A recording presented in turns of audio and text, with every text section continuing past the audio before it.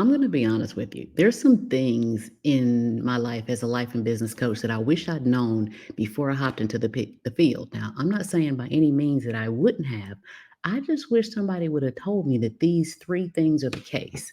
So, if you're thinking about getting into the coaching industry, or you're already in the coaching industry, new, fairly new, seasoned, I want to bring you up to speed with these three things so you can identify when this is the case, and so you can go, if it's going on the left, you can go on the right, or vice versa. I don't know where we are. It's late. All right, so here we go.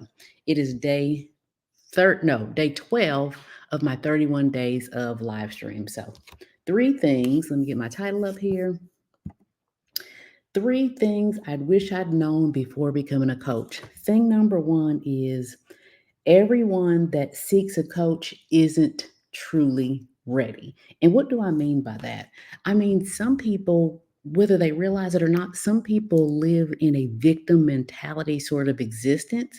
And so they throw the rope out and they ask for help, or they're in the lake drowning metaphorically, and they ask for help, but they're not reaching for the rope in real life. They're pretending like they're reaching for the rope. Maybe within themselves, they even think they're reaching for the rope, but they're not even really reaching for the rope. And this is what I mean here. When you get, this is how you identify it. When you get on a discovery call with a prospect, a potential client, I want you to listen in for if they are keyed into self-awareness. That is a huge indicator. Is everything they're talking about, is everything someone else's fault? Red flag. Everything they're talking about, is it this happened to me, this happened to me, this happened to me, this happened to me, this happened in my life, and then this happened, like, are they claiming the victim role? That is a red flag. So, number one, everyone that seeks help isn't quite truly ready for help, and they may not even be aware that that is the way that they're living their life. Okay. Number two, I can't even read my own writing on my notes here. Um, oh, I see. Okay. Number two is you don't have a client until you have reached the cross section of willing and able. I tell my clients this all the time. You can have a prospect that is willing to pay you and willing to enter in a coaching program, willing to be coached, but not able. On the flip side, you can have somebody who is able, but they haven't come to the point where they're wanting to, where they're willing to. So, example, say that you have a single mom that wants to get into your coaching program. Say that you coach single moms. You have a single mom, or you want to coach single moms. Say that you want to be the single mom coach. I get it. I was not a single mom, blah, blah, blah, not a single mom, a teenage mom. Say that you want to be a coach for teenage moms because that was your story, and I get it. I was a teenage mom too. But if the requirement is that you have to meet them at the cross section of willing and able, that teenage mom would be willing to enter into your coaching program for your help, but are they able? Is finances going to hold them back? So that's an example of willing, but not able. An example of able but not willing is, say that you are a health and fitness coach, and someone needs to lose weight, but they haven't come to the point yet where they're willing to make that sacrifice. They're able financially, but they're not willing.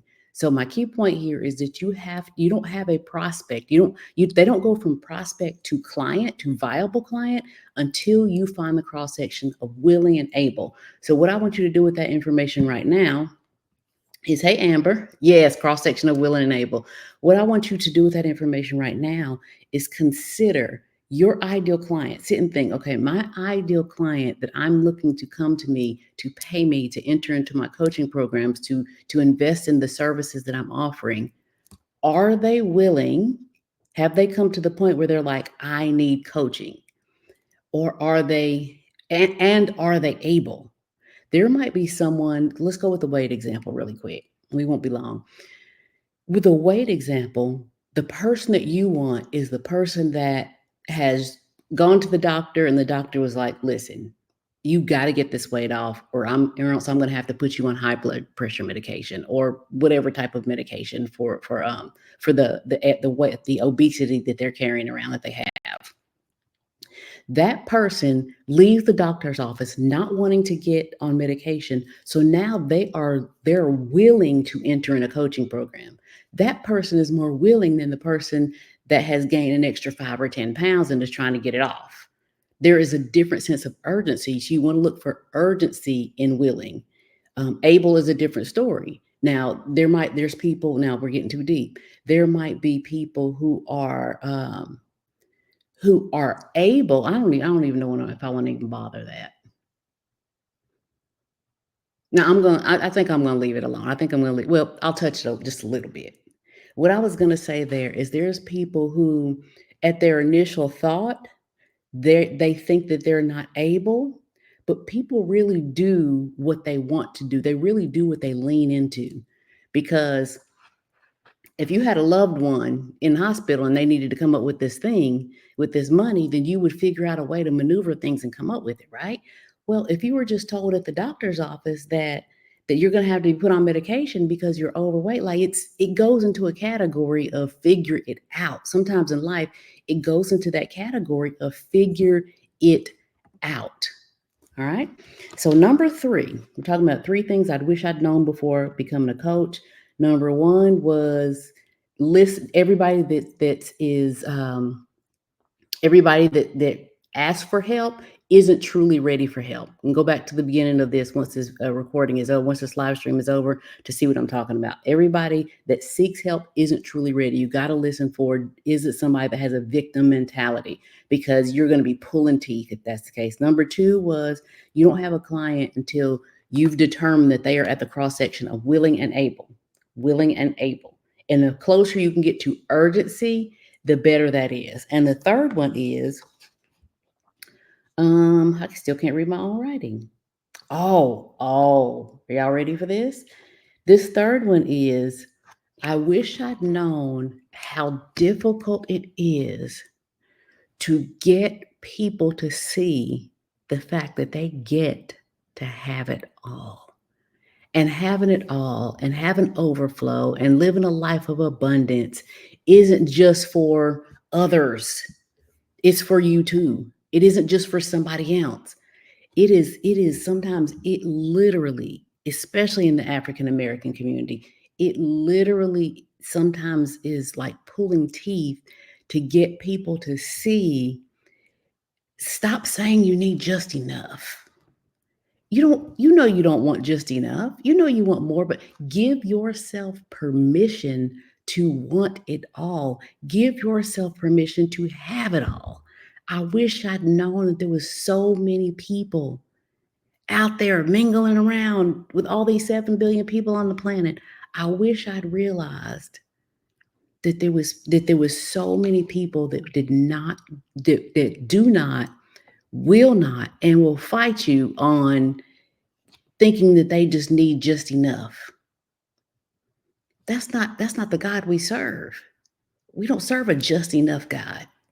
And like I was telling one of my clients the other day, I won't say who it is, but I was telling one of my clients the other day that, how did I say it to her? I told her, I said, in no other area of our life do we sit and say, well, I just, how healthy do you want your kids? Oh, I just want them just healthy enough. How smart do you want your kids to perform in school? How intelligent do you want them to be? How do you want their grades to be? Oh, just good enough, just smart enough. We don't do that in any other area of our life except for money. And the thing is, we got it from a previous generation, from a previous generation, from a previous generation, from a previous generation. Will you be the generational curse breaker that takes on a different mentality for your family? And I don't mean just in this generation, I mean for your lineage moving forward. Will you be the one that says, you know what? In this family, in this here household, from this day and moving forward, we don't settle.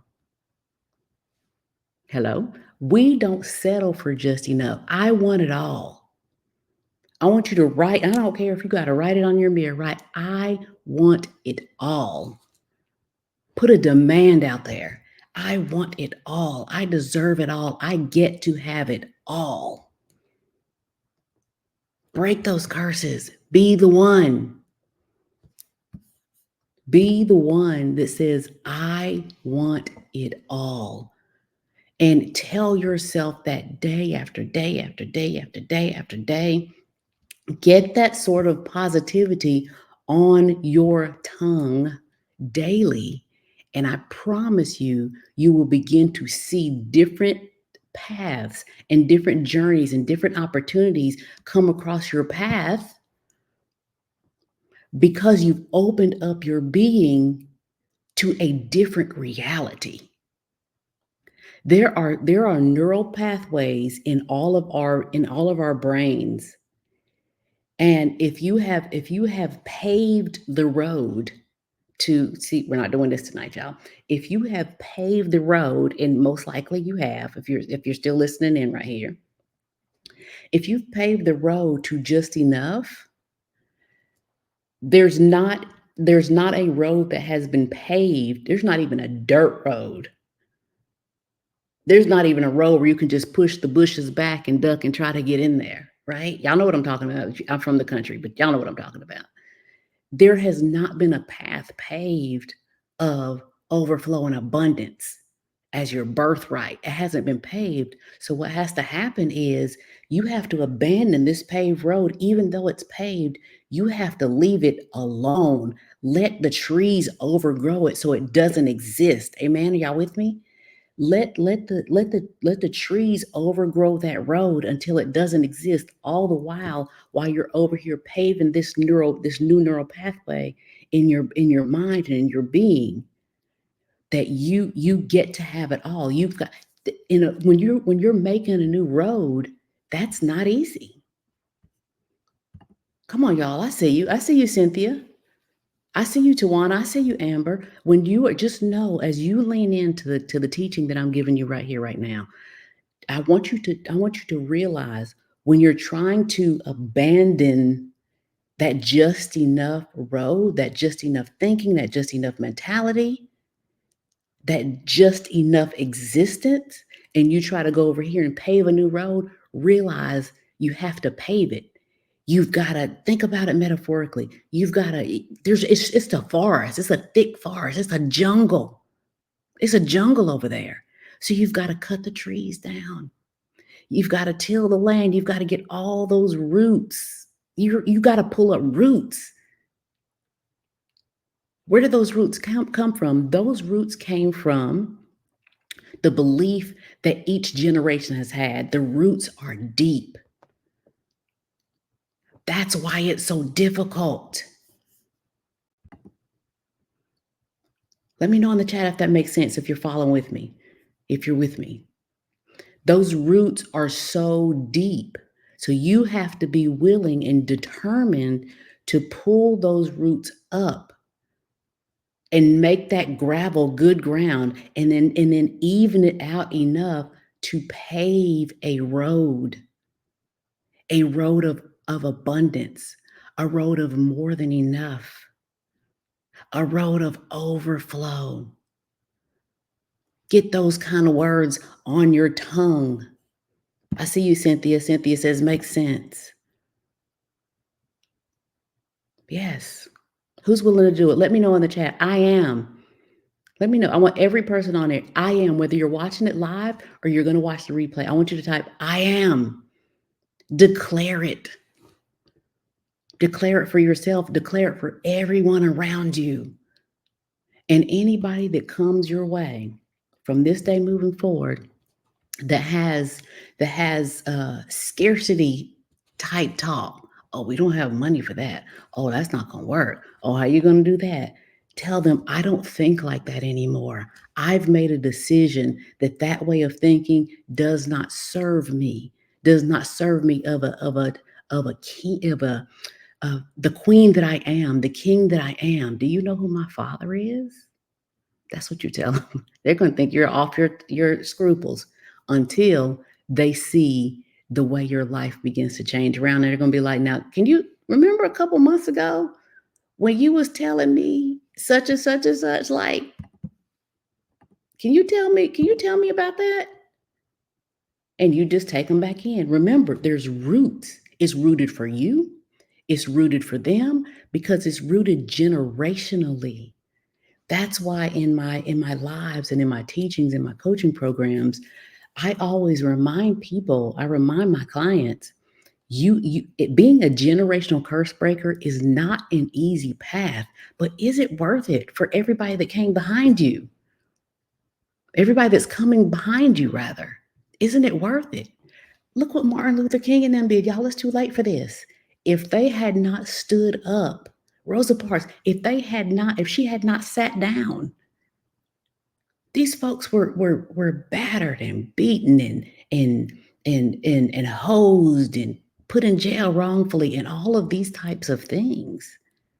They did that for our generation. We would not be here had they not done this. So we can't just get where we are now just because we got it better than they did. We have to keep that going. Amen. We gotta keep that going. It can't stop with us. Or else they did all that for one generation?